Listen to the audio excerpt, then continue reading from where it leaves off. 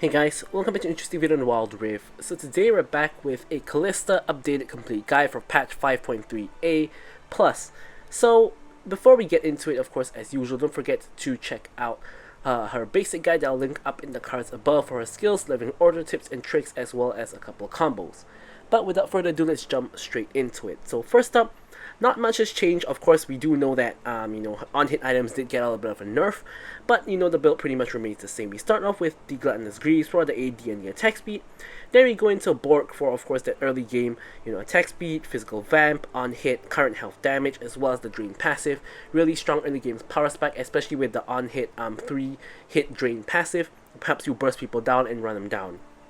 Next up, we have the Ruinous Hurricane. Of course, this is going to be really useful for Kalista to put her spears into 3 people at the same time. Also gives you, of course, a little bit of on-hit, a little bit of AD, and of course allows you to apply on-hit onto 3 people at the same time. Then of course, despite the nerf, we're still going to go for Terminus, which is going to give us 35 AD now, 30% attack speed, magic damage on hit, as well as, of course, also giving us that stacking resistance as well as stacking penetration. And then for your last 2 items, you can go for, of course, Shield Bow and Twin Guard. I like to go for Twin Guard because I feel that normally in fights, Kalista can stay in fights for quite a long time and hop around all over the place, and Twin Guard normally does stack up quite easily, and that of course gives you more resistances, which allows you to, of course, survive longer in the fights. And Shield Bow does give you that shield that of course helps you to survive burst damage and just survive in fights longer and hopefully kill a couple more people. Now, Wit's End, despite getting the nerf, is still a very viable option if you're into a very heavy magic damage team. You can probably insert it somewhere over here, something like this, and go for that. And then for the runes, we of course have Lethal Tempo. For the attack speed and the range, we have Brutal because we auto attack a lot as an ADC. Coup de Grace is actually really good on Kalista because of course it syncs up with her rending her spears out, and that is going to work really well. And then we have Alacrity for the attack speed, and Sudden Impact because we hop around a lot and we can get the bonus lethality. And finally, we go for Flash, as well as of course Exhaust because we have really short range and we want to be able to 1v1 and just exhaust anyone who gets close to us. So with all that said, now let's hop into the gameplay. Okay, so now let's move on to the gameplay. Before we really get into it, of course, don't forget to like, comment, and subscribe. Any questions, queries, or remarks, feel free to leave them in the comments below, and I will, of course, be sure to address them or at least drop a like. But with all that said, let's move straight on into the gameplay. So, the first thing I really want to discuss, aside from the obvious fact that Kalista always wants an engaged support and never wants an enchanter because you can't really ult an enchanter, it's not very useful. But, let's first look at the action. So Nautilus basically face checks the bush, gets CC'd, and he's getting run down by me. I need 1-2 more autos, he hits the threshold, I get the first blood. Exhaust comes in a little late. Kayn comes in a little late as well. But this is a little bit of an action-packed game. So the first thing I really wanted to discuss is Kalista's nerf. So we know in patch 5.3, Kalista took a huge nerf to her base AD. Now, is it noticeable? Absolutely. I've played a couple of games of Kalista and I really kind of realized that she doesn't do as much damage as compared to what she did before patch 5.3, so it's definitely noticeable. I wouldn't say she's hands down the best like early levels like 1 to 5 ADC anymore. I used to think that was the case. Now Ezreal also took a hit on that one, so between Ezreal, Draven, and Kalista it's now a little bit more even, whereas previously I felt Kalista had a pretty strong advantage. Here Kai'Sa, I'm not sure why she walked so far up, but she's getting spears put into her back. I'm trying to chase her down, it's not really working, so I'm going to have to switch targets to Nautilus instead. I'm still maintaining my lethal tempo stacks. I have my full stack lethal tempo here. I rend while having a spear inside the minion to reset my rend cooldown, while also chunking the Nautilus and the Kai'Sa. Kai'Sa has to take the fruit. And yeah, so you will realize that this is a very all-in lane with both, of course, Maokai Kalista as well as Nautilus. Kai'Sa, of course, Nautilus can only all-in, he can't really do anything else. Speaking of all-in, he flashes into the bush to try to engage on Nautilus. Nautilus engages on Kai'Sa instead. I'm able to reach Kai'Sa, one more hit, boom, we execute her with the spear, and then unfortunately Maokai tanks one tower shot too many and he dies. But overall, we've gotten a kill on Kai'Sa and Nautilus. Nautilus for some reason engages on me. And yeah, I'm just going to kite him out, I'm just going to kill him. I'm not sure why he decided to donate another kill to me, but we start the game with 3 kills in 2 minutes. Now, something else weird that I just noticed is that Nautilus has Smite. So while I was in that fight with him, I actually saw him smite the minion, but I got so confused because I didn't actually realize he had smite, and I was wondering what that was. I thought I kind of saw wrong, but it's only a little bit later in the game that I realized that he actually has smite, which is a really weird thing to have as a support. So he actually goes off and farms the jungle from time to time, which is really weird. I'm not sure if him and the Teemo were fighting over who gets jungle, or if this is just some weird strategy that he's trying out. Now Nautilus Hex splashes straight into the wall. There, in case you guys were wondering what I'm doing, why did I use my W there even though I already saw him, is because your W can actually block Nautilus's hook. Now Nautilus engages in again, doesn't learn his lesson, gets destroyed by us again, and honestly, it's becoming a little bit of a stompy kind of game because the Nautilus clearly doesn't know how much damage Kalista does, and he just repeatedly engages and gives us 3 kills. We already have 4 kills in 3 minutes, and yeah, I mean, you know, you do have games that are like that it's just very one-sided, and you know, Kalista loves those kind of games. But yeah, so something that a Kalista mechanic that not a lot of people really realize is that your W, that ghost thing, can actually block hooks. So if you react fast enough and if you W in front of you, they will actually hook the ghost instead of you. So your hook can be used to body block hooks like Thresh, Blitzcrank, Nautilus, you know, these kind of things. Of course, it doesn't work against something like Leona, for example, but it does really work against all of the rest of the hooks. So essentially what you're really doing there is you're just using it to body block, and that's, I think, in my opinion, the highest value you can ever get off one of your ghosts, because it's generally never really going to spot people. Here Maokai tries to go for a dive onto Kaisa. You can see Nautilus has basically ditched the Kaisa here, and Flash engage in by Maokai. Maokai is tanking the tower for days, but I have the ulti to reset the tower aggro.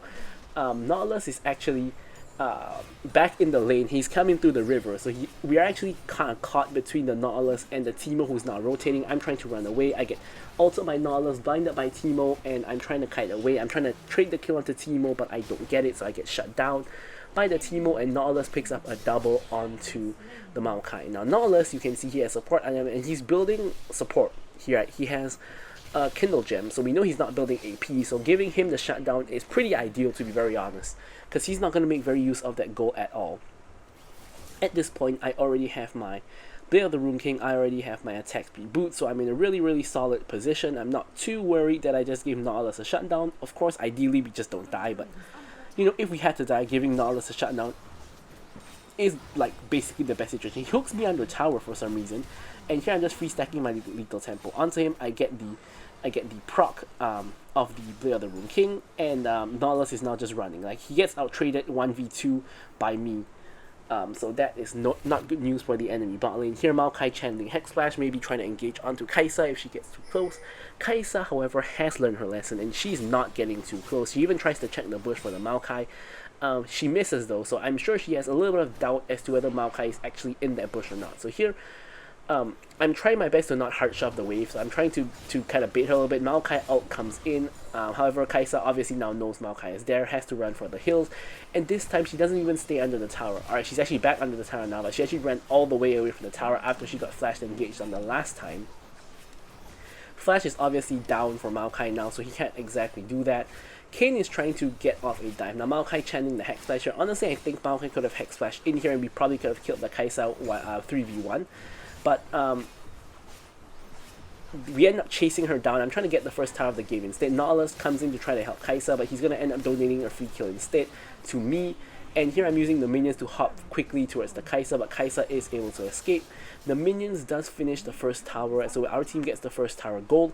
And at this point, I'm 3k gold ahead of the Kaisa, so I'm super duper fed. And if you're Kalista, this is the spot you exactly want to be in. You want to be incredibly fed, and you want to just run people down. Ideally, you end the game quickly before it gets to late game, and you start to fall off, and yeah, this is just really sweet. So of course, now you've gotten the tower, you want to rotate to mid, and Runans is generally a good second item because you're going to start getting into those mid-game skirmishes and team fights, and that's where the Runans really comes in handy. So here, Yasuo gets a little bit slowed down by the Maokai. We're trying to execute possibly a dive on him. We have our lethal tempo charged up. Maokai goes in. We end up tanking a couple tower shots instead of the Maokai, but overall it kind of works out. We get the kill, both me and Maokai survive, so I guess we shall take that as a win. Now, unfortunately though, we are all pretty low HP, so we can't really go for a fight in the mid lane here, which the enemy team clearly wants to take. Me and Maokai are going to have to retreat back to base and restore our health. In the meantime, Kalista has been farming a little bit in the bot lane since we have left her kind of unattended, so we have to kind of head back over, ensure that she doesn't get the tower or too many tower plates for that matter. And so we want to go back here, push out the minion wave first, and then we can rotate back to mid or back to wherever else we are needed to, of course, try to translate our lead to other parts of the map. Now here I have enough gold for getting Runan's Hurricane, so what I'm going to do here, I'm going to recall, I'm going to pick up my Runan's Hurricane, I'm going to head back out. A fight is ensuing in the mid lane. The enemy team looks like they are winning, they're actually chasing my team away. And Kane is coming in for backup, so is Kennen and myself, but obviously the fight is already over. We step onto a team mushroom, and now we have literally all members of my team in the mid lane with Maokai recalling. So I'm going to head back to bot, and on the way there I'm going to pick up these Krug because it's going to take some time for the wave to crash. I actually end up getting the jungle Hextech toolkit inadvertently. I think Volibear is somewhere near here, so I'm going to pop the spooky ghost. I actually spot both Volibear and Kalista, so I know it's not very safe to walk up to get the minions. I'm going to wait for the minions to push to me instead. I'm going to quickly clear out these minions, and looks like a fight might happen in the river here where Kane and Maokai are going in. I'm trying to make my way there as quickly as I can to try to make the difference in the fight. It's a 3v4 at the moment. I'm trying to make it a 4v4. Maokai already dies before I really get there. Kane dies as well, and I kind of reached the fight a little bit too late, so I'm not really able to help out my team. And my team does end up, dying now. Nautilus looks like he is pissed with his team, so he is clearly just intentionally feeding at this point, which is a little bit unfortunate for his team as well as just sportsmanship in general. But here, Yasuo very overextended, so we're going to see if we can catch up to him. He's likely in the bush there. He actually is not. I have no idea where he went. I thought he went into the bush there, but I guess he must have run further up out of vision. That's why I could not actually spot him. So either way, we are going to recall now. Something that we really want to take note of is that Yasuo is really fat. If you take a look at our goal, we're at 9k, he is at 8.5. So he is actually really, really fat. We need to be very careful of him because number one, he has a wind wall, and number two, he is very, very fat. So here I'm going to join my team with the help of the Hex Gate. Timo is caught between a rock and a heart. Plays run straight into Garen, gets silenced, and is getting run down. I run straight into a shroom and basically offer no help in the death of the Timo. Yasuo is trying to go in, but yeah, he ends up going into stasis and he's going to die. We get a kill onto him. Volibear coming in from the side. We're just going to kite him out. Now, these kind of champions that don't have a dash that can only really run at you, you can just kite them out. Like, look, I basically did all of that damage onto Volibear for free. We get the kill onto the Maokai, not Maokai, onto the Nautilus, and then we flash forward, get the kill onto Kalista. And then Volibear is going to be our next target. We're putting spirits into his back. We have to tank 1 or 2 tower shots to do it. And we get the pull and get the triple. Now we accidentally walk into that tier 1 tower there, almost donating our life over to the Volibear by accident. But thankfully, the tower doesn't do enough damage to kill us, and we are 12-1 with 11k gold now at about 10.5 minutes into the game. The dragon is up, so we're going to help our team to secure that. Going near the wall to ensure we can queue over the wall like so if the enemy team actually just randomly shows up. It shouldn't be the case because they're all kind of dead from the previous fight already. So here we pick up Terminus, our third item, and yeah, as you guys can see, it's a pretty one-sided affair, at least on my end. You can see that in terms of my goal, I pretty much have almost as much goal as like 2 other people combined, like on my team for example. Like if we combine like Kennen and Garen's goal, it's about my goal, so a lot of the goal lead is on me. And I have to be very, very careful to not die and not throw the game. Also, we have to also try to not take fights that I'm not there, because if I'm not actually in the fight, the enemy team is actually ahead of my team. Because if we look at the overall goal, both teams are separated by only 1k gold. Like my team only has a 1k gold lead. So if I'm not in the fight, the enemy team actually has way more gold than my team, because I have like 11k of my goals, of my team's goal. So if my team fights without me, they're basically just throwing the game, and we really don't want that. We want me to be in all the fights. Like you look here, and they're engaging onto Yasuo, and Volibear is coming, and yeah, so we don't really want to take these kind of fights. Thankfully, the enemy team is just as disorganized, and Timo is not in the fight, and the fight just ends up getting very messy. But you can see here, Kalista gets a kill, and Garen gets a kill onto the Nautilus, and it's just a whole-on fight. I'm just recalling to stop Timo from pushing, and I'm still not in that fight. Now, there's 2 ways to see it. Number one is that my team is my team shouldn't be fine without me. Number two is that I should be with my team so that they can actually fight since I'm there. So two ways to really look at it, but either way, my team finally, not finally, but thankfully, I should say, comes out on top. So here I can see Teemo rotating. I'm trying to make my way there, but there's shrooms in my way, so I have to clear out these shrooms to make my way there. Maokai is taking a beating from the Volley Bear, and Teemo is on track to show up. Volley Bear actually picks up the kill by himself, and I finally make it to mid, but obviously the fight here is over, so I'm just going to take all these minions for my effort. And yeah, not really too much to do here. Now it's really all about the rotations and the macro here. With only Baron up, of course a fight could lead to a Baron getting taken. Now here my team is fighting again as I'm trying to recall. Right as I complete my recall to pick up my QSS and get my armor boots, my team get into another fight. Now of course the enemy team mostly is physical damage, so I did choose to take the armor boots. Now I'm trying to make my way back down mid lane to see if I can help my team out, but as usual the fight's kind of ends before I really reach the fight, so that's a tad unfortunate.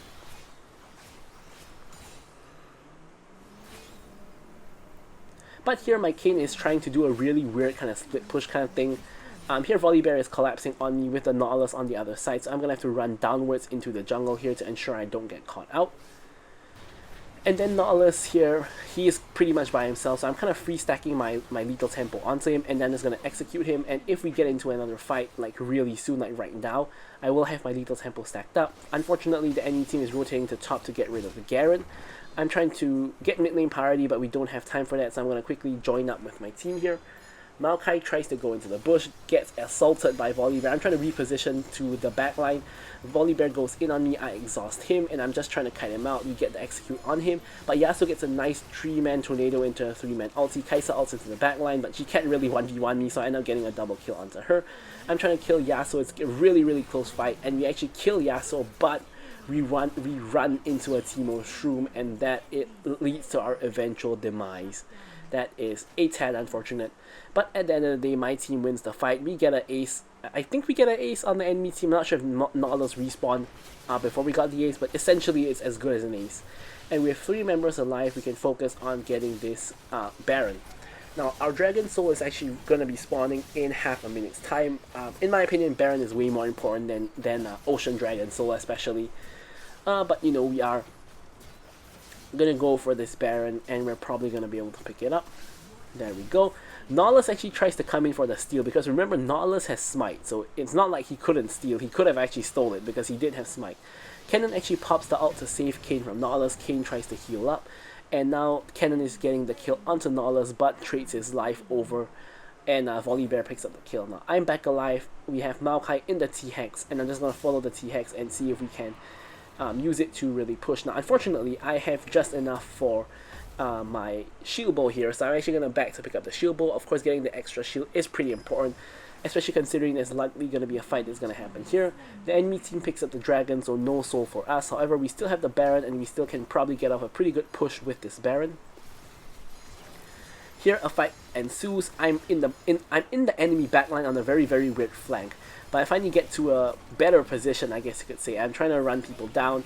Kaisa pops the stasis. I'm just gonna ignore her, kill the Teemo. Kaisa gets hit by my Q. I pull out the spear and get the triple kill onto the Kaisa. Now with the T-Hex in our back pocket, we're gonna just push down mid and see if we can end the game. We have a wave pushing in on the bot lane as well, which Nautilus has to deal with because that wave is pretty big. And we are going to get this tier 2 tower. We're now going to move on to the tier 3. And I don't think Nautilus can stop us from ending the game, so this is probably going to be it. TX still has the ultimate, ults down the Nexus, and there we get W. So I'm going to leave you guys with the stats as usual. Thank you guys so much for watching the video, and goodbye.